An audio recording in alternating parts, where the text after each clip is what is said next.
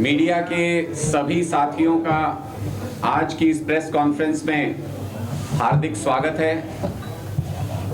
एक बहुत महत्वपूर्ण मुद्दे पर आज आपके सामने हम सब प्रस्तुत हुए हैं, क्योंकि यहाँ पर मानेसर नगर निगम के चुनाव भी आ रहे हैं। इसलिए आम आदमी पार्टी की तरफ से यहाँ चुनाव प्रभारी के तौर पे प्रधान जी को, चौधरी निर्मल सिंह जी को यहाँ पे नियुक्त किया गया है। ये पूरे यहाँ पर संचालन देखेंगे कि किस तरीके से चुनाव होता है, किस तरीके से होता है, क्या मुद्दे हैं, कैसे उम्मीदवारों का चयन होगा, वो सारी प्रक्रिया को निर्मल सिंह जी देखेंगे।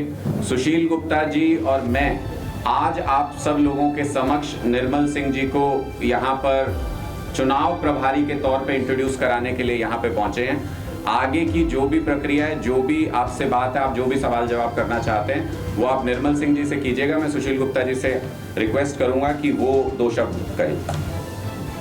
जय हिंद साथियों, आम आदमी पार्टी ईमानदार राजनीति के लिए जानी जाती है और निर्मल सिंह जी एक ऐसा उदाहरण है जो पूरे हिंदुस्तान के अंदर सबसे पहले 3 पेंशन इन्होंने छोड़ी।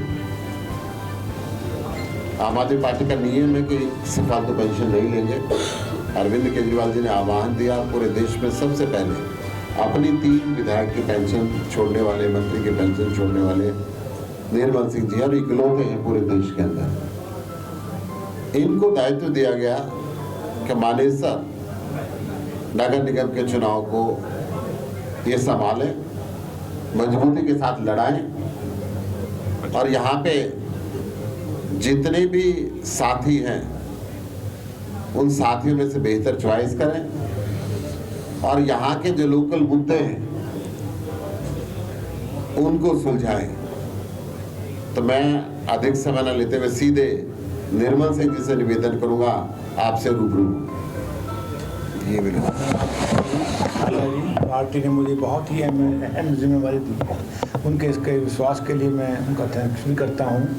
और जैसे पार्टी गाइडलाइंस हैं कि चुनावी अभी यहाँ पर वार्ड बंदी हुई है, इतराज़ बाकी है। लगता है सरकार की नीयत चुनाव कराने की नहीं है। कई यहाँ अहम मुद्दे पहले से ही बहुत उठे हुए हैं, जैसे कि सोसाइटीज़ हैं, उनको गांव के साथ मिलकर जो है वो अपना एक अलग वार्ड चाहते हैं, जो सभी लोग इसकी जो ठीक मानते हैं। देहाती भाई भी कुछ होंगे और वो भी होंगे, क्योंकि वहाँ कल्चरली और दूसरी बातों का बड़ा आपस में फ़र्क है। उनकी अलग तरह की समस्याएं हैं और उनकी अलग तरह की हैं, तो हम जो है इसको उनका साथ उनको समर्थन अपना देते हैं।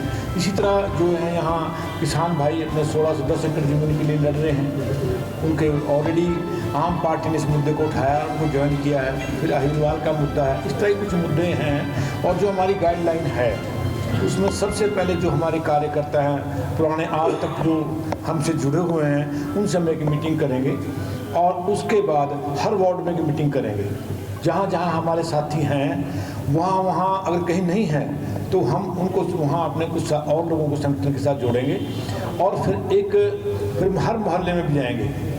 फिर एक जहाँ वार्ड की एक कमेटी बनाई जाएगी वहीं एक मोहल्ले की बनाई जाएगी और अल्टीमेटली हम हर बूथ पे एक अपनी कमेटी जो है बनाएंगे। उम्मीदवारों का सीधा चयन जो है हम वहाँ के लोकल लोगों की कमेटी बना के उस पर छोड़ेंगे और खुद भी पार्टी 3 बार जो है सर्वे कराएगी और अच्छे से अच्छा उम्मीदवार जो है उसको उतारने की कोशिश की जाएगी। और आशा ये है कि हमारे जो कमेटी के मेंबर होंगे वो भी बिल्कुल निष्पक्ष होकर हमें एक दस्तक से, एक राय से, एक मुखारबंद से एक आदमी का नाम देंगे और बाकी सब उसके इकट्ठे होकर उसकी इमदाद करेंगे। और इसी तरह चेयरमैन के लिए भी हम एक कमेटी जो है नगर निगम लेवल पर बनाएंगे, उसका सिलेक्शन होगा।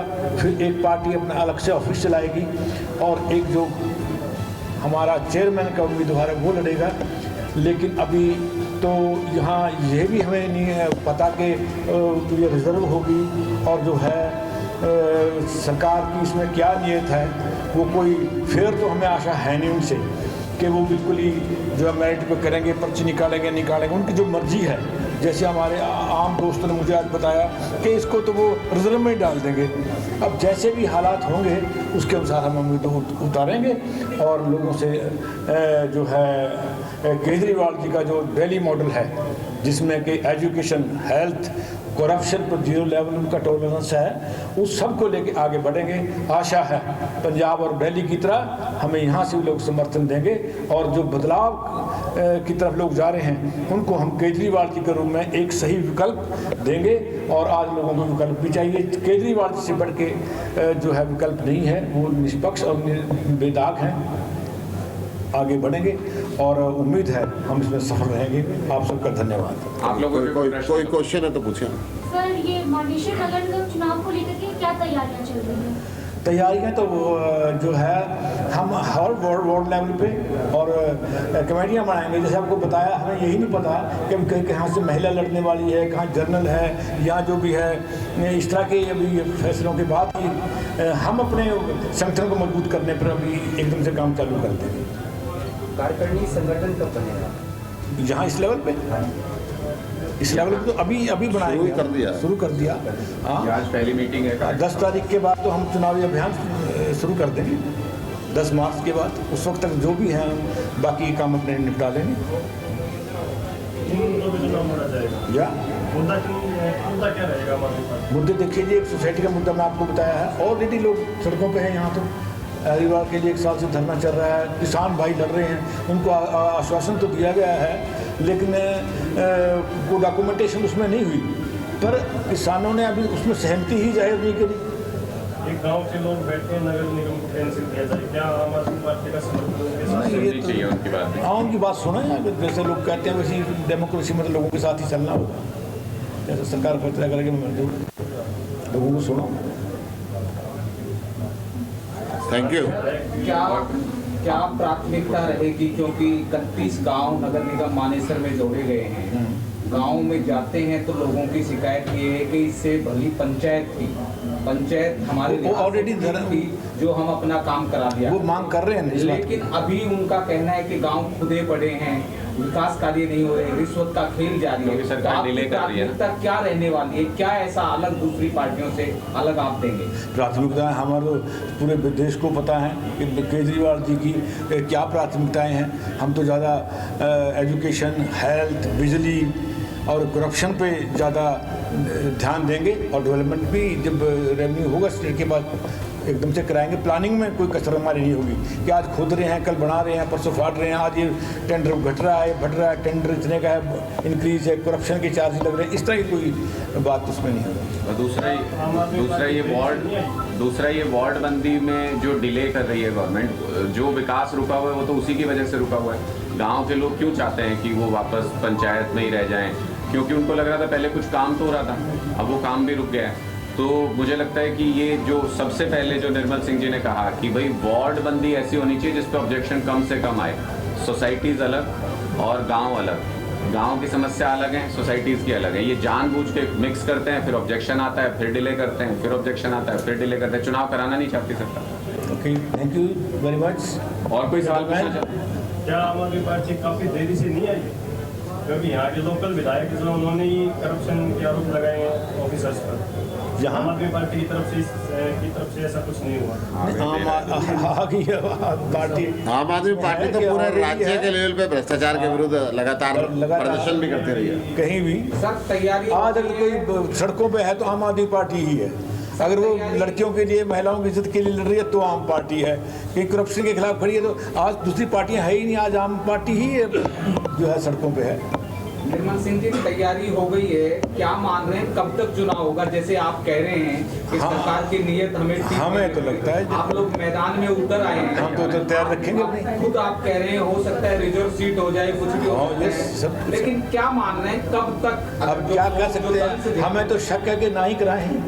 लोगों का कहना है कि वो दंश जेल में, आप कब तक? हमें से अच्छी बात की कोई आशा नहीं है और हम तो तैयारी अपनी रखेंगे, क्योंकि तैयारी आप कर चुके हैं, मैदान में तो ऐसा अनुमान तो तैयार तो रहना है ना जी। Thank you. हमारी तैयारी पूरी है, बाकी सरकार की मर्जी है। सरकार की मर्जी है, उसकी नीयत ठीक नहीं है। Thank you sir. Welcome. Thank you very much. हाँ जी।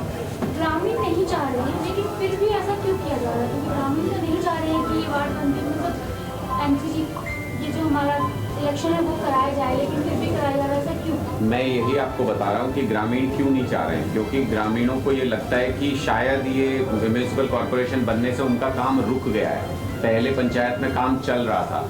आप म्यूनिसिपल कॉरपोरेशन अगर बना रहे हैं, वार्ड बंदी कर रहे हैं, तो उसको as soon as possible complete किया जाना चाहिए। लेकिन इस सरकार की आदत है, ये लोकतंत्र को पसंद नहीं करते। ना तो गांव वाले जो बात कह रहे हैं उनकी बात सुन रहे हैं, ना जो सोसाइटी वाले बात कह रहे हैं उनकी बात सुन रहे हैं, ना जो पॉलिटिकल पार्टी कह रही है उनकी बात सुन रहे हैं। ये किसी की बातें नहीं सुनते लोकतंत्र में, इनको सुनने की आदत नहीं है। और हमें लगता नहीं है, निर्मल सिंह जी कह तो रहे हैं, इनका इतना अनुभव है, मुझे तो लगता है कि ये कह रहे हैं तो इसका मतलब इनको समझ में आ रही है ये चीज़ कि सरकार चुनाव कराना नहीं चाहती। हम अपनी तैयारी करके रखेंगे, सरकार जिस दिन चुनाव कराएगी उसी दिन उनको छठी का दूध याद दिला देंगे। दिल्ली में नहीं तो चुनाव कब होगा सर?